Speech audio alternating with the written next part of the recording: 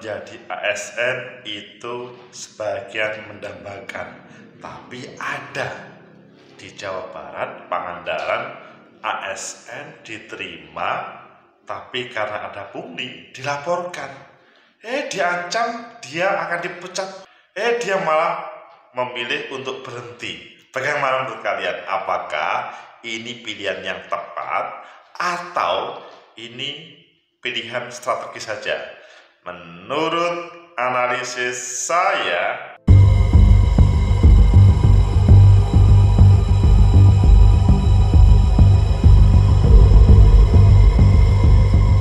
Assalamualaikum warahmatullahi wabarakatuh. Salam sejahtera untuk kita semua. Pecinta masa depan negeri, tegakkan kebenaran, lawan ketidakadilan. Sebuah kebenaran itu perlu dihadirkan, meskipun menjadi hal yang berat. Maksudnya, kan kalau orang yang baru masuk kerja, biasanya itu kan selalu patuh taat bla bla bla bla. Tetapi ini bukan berarti tidak taat, tetapi karena ada pungli dilaporkan, dia diancam, diberhentikan, dia lebih baik mundur. Ayo kita baca di beberapa media. Selanjutnya nanti kita kupas sebenarnya apa yang terjadi dan selanjutnya solusinya seperti apa. Pertama kita baca di CNN Indonesia, ASN Pangandaran mengundurkan diri usai diancam karena lapor pungli. Nah, ini sebuah judul yang berani, mengundurkan diri karena dilaporkan pungli. Kemudian selanjutnya kita di Kompas, heboh guru muda di Pangandaran lapor dugaan pungli diancam pemecatan, pilih mengundurkan diri. Hampir sama, tetapi ada mudanya. Kemudian di Tribun Jabar, 5 fakta hujatan guru ASN Pangandaran yang viral mengundurkan diri atas dugaan pungli, diundang Bupati. Ayo kalian pilih yang mana? Kita baca CNN, tapi kita tambahkan yang lain. Yang pertama,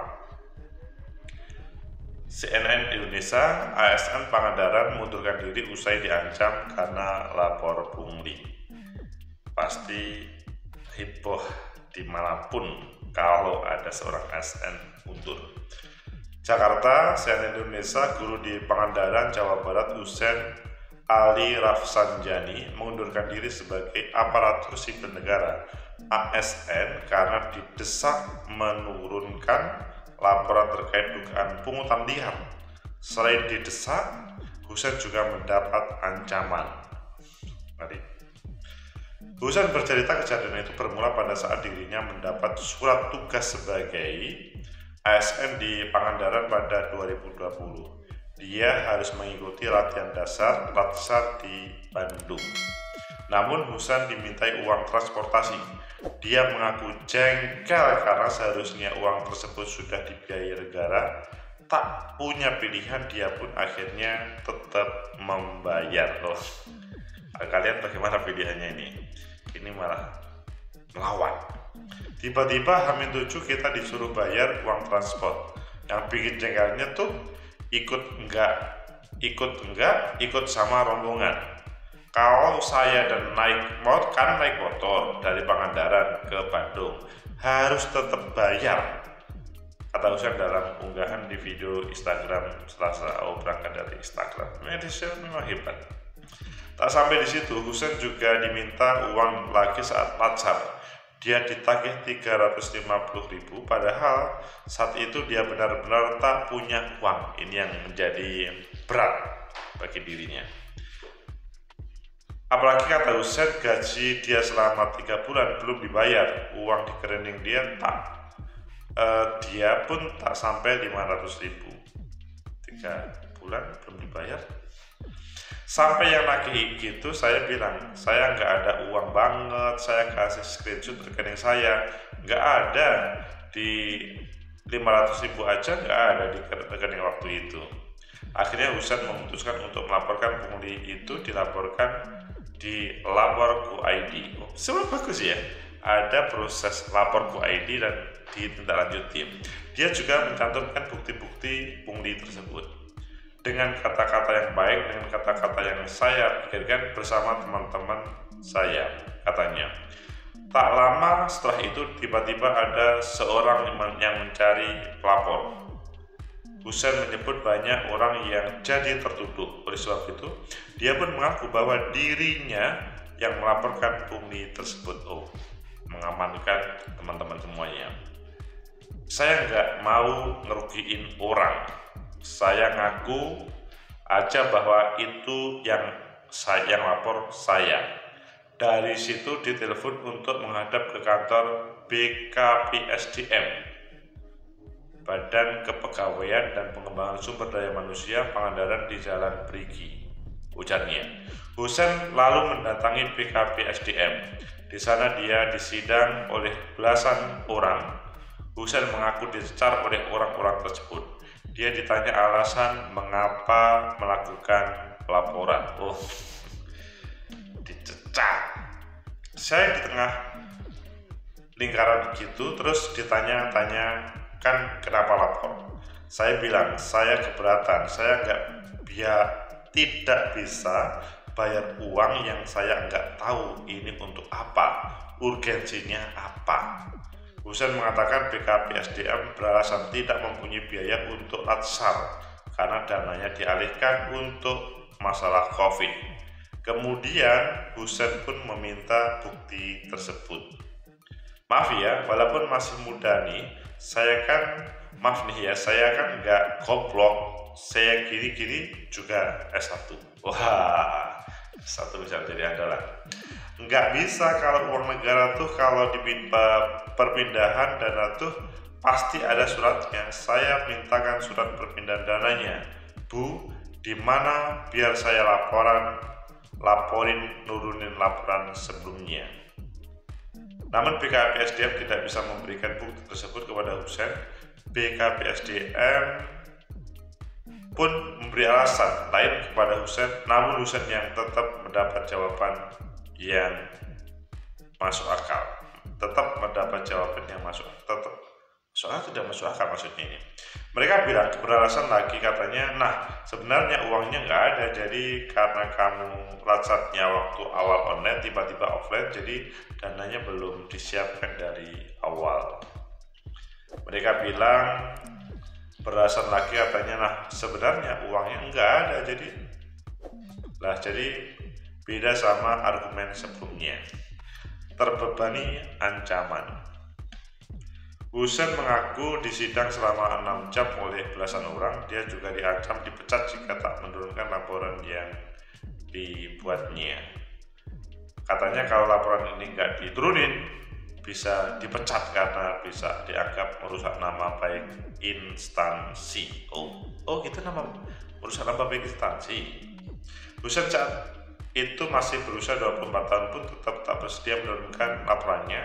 Dia malah meminta surat pemecatan hari ini juga, namun pihak yang menekannya tidak bisa memberikan surat itu. Selain mengancam, Husein menyebut rekan guru di satu sekolahnya juga turut diganggu. Hal itu membuatnya tidak nyaman. Jadi saya merasa dirugiin begitu, maksudnya dirugikan bla bla bla bla. Pekan depannya Husein kembali dipanggil, dia tetap diancam dan didesak untuk menurunkan laporan. Di saat bersamaan ada guru lain yang bermasalah karena mencuri uang kas sekolah, namun Husein merasa tindak lanjut yang diterima oleh guru tersebut jauh berbeda dengan dirinya. Kok proses persidangan enggak kayak saya gitu ya? Saya disidang kayak koruptor. Menurut saya ancaman berikutnya semakin berlebihan. Jika tak menurunkan laporan, maka semua guru di Kabupaten Pangandaran tersebut disebut tak akan dapat SK. Malah ngeri. Semuanya kena getahnya. Maret 2022 dia dipanggil di Bandung. Setahun berlalu, surat pemecatan tak kunjung diterima. Akhirnya dia memutuskan untuk mengundurkan diri. Husein pun meminta Pemkab menindaklanjuti kasus tersebut. Menurutnya pihak-pihak mengambil pungli harus ditindak tegas. Respon Bupati Pangandaran JJ Wiradinata mengklaim pihaknya akan mengkaji dan mendalami aduan tersebut. JJ pun akan mengundang Husein untuk membicarakan hal tersebut pada Kamis. Pecinta masa depan negeri, tegakkan kebenaran, lawan ketidakadilan. Apakah kalian ketika suasananya seperti Husein juga mempunyai sikap yang sama? Bagaimana jawabannya pada permasalahan pertama tadi? Menurut analisis saya pertama, bahwa apa yang dilakukan oleh Husein melakukan pelaporan itu adalah benar. Lapor.go.id itu adalah benar. Jadi apa yang menjadi harapan dari negara pemberantasan korupsi, kolusi, nepotisme itu harus dilakukan. Tidak cukup di level nasional, pusat, tetapi di level daerah pun juga begitu. Meskipun kalau ngomong uangnya kan nggak terlalu banyak, 350.000, tapi kan itu kalau dikumpulkan kan banyak. Dan yang lebih parah, kalau itu menjadi tradisi, menjadi habit, membahayakan, maka cara yang disampaikan, ditampilkan dari Husein itu adalah benar. Jadi ya saya termasuk salah satu yang mencoba Husein untuk tidak usah menyerah, laporkan saja. Kemudian bagaimana yang kedua, ketika dia diancam dipecat, betul kalau menurut saya apa yang disampaikan diambil keputusan oleh Husein itu betul. Lebih baik mengundurkan diri, apalagi berefek terhadap teman-teman lainnya. Maksudnya teman-teman lainnya kena getahnya, tidak tahu apa-apa, kemudian seakan-akan dia bersalah, maksudnya teman-temannya bersalah, maka semakin kencang saja yang disampaikan Husein itu. Dan ini menjadi semacam daya tawar yang tinggi bagi Husein. Apalagi pada suasana saat ini adalah pemberantasan korupsi itu adalah yang terdepan. Jadi pasti semuanya akan membela. Meskipun saya belum yakin Husein mempunyai pemikiran seperti itu. Mungkin Husein secara pribadi hanya kesal saja, dan mungkin juga memang karena tidak punya uang sebenarnya. Tapi kalau menurut saya itu ada sebuah penegakan hukum dan harus direspon oleh pejabat di atasnya. Tidak salah misalkan pada suatu saat mereka dipanggil oleh KPK. Loh, uangnya kecil kok begitu? Ya minimal kejaksaan. Tapi kalau KPK itu pada waktu itu kan latsal, pasti melibatkan banyak orang. Dan kalau dikumpulkan kalau lebih banyak 1M, saya pikir KPK boleh turun. Hanya yang menjadi pesan dari sini adalah meskipun itu di level kabupaten, kalau dibiarkan bisa bertambah lebih besar atau juga akan terjadi di daerah lain. Jadi kita support untuk Husein. Kemudian yang ketiga, bagaimana respon bupati? Kalau menurut saya, bupati harus berani bersikap tegas. Maksudnya adalah orang-orang yang mencoret ASN, mencoret birokrasi pemerintah daerah itu harus diberhentikan. Mengapa? Ini kan bisa-bisa adalah menjadi sebuah habit yang tidak bisa yang sulit untuk dirubah. Caranya ya bukan Husein yang dipecat, tapi mereka yang melakukan permohonan itu harus dibina, dididik, bukan malahan yang melaporkan si Husein. Jadi ada sebuah punishment, reward and punishment terhadap mereka yang baik diberi reward, yang tidak baik maka diberi punishment. Bukan sebaliknya. Pecinta masa depan negeri, tegakkan kebenaran, lawan ketidakadilan. Apalagi kalau ini didengar oleh pemerintah pusat. Pada kesempatan ini pasti semua akan setuju. Tidak cukup ngomong ini pencitraan, bukan. Ini hubungannya adalah pungli. Pungli yang membahayakan terhadap kehidupan negeri ini. Pungli yang orang yang melakukan pungli pasti nanti akan mencari lebih. Maksudnya gini, ketika lancar aja 350, bisa-bisa nanti ketika menjadi pejabat atau petugas ASN, menjadi ASN ditugasi di sebuah kantor lembaga, dia akan berpikir, lah kemarin saya sudah terbiasa 350.000, maka saya harus mencari lebih besar. Ini adalah membahayakan. Tegakkan kebenaran, lawan ketidakadilan. Saya apresiasi terhadap saudara Husein bahwa yang dilakukan itu adalah demi kebaikan negeri ini, Tidak usah takut, pasti kebenaran akan di belakangnya. Pemerintah pusat, provinsi ataupun daerah pasti akan membelanya. Memang iya, ada yang nakal, ada yang mengancam orang-orang di atasnya atau orang-orang yang mungkin sementara ini diberi kemenangan, tetapi itu tidak akan lama.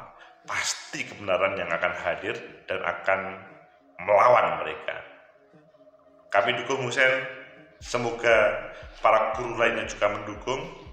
Intinya sebuah kebenaran harus ditegakkan supaya tidak ada korupsi, kolusi, nepotisme yang selama ini dilawan oleh para pegiat anti korupsi atau bahkan seluruh rakyat Indonesia, supaya seluruh warganya, seluruh masyarakat adil dan makmur dan diridhoi oleh Allah, dan tidak ada sebuah problem dalam hal keuangan yang ada di negeri ini. Semoga bermanfaat. Like, subscribe, comment, and share. Sampai jumpa.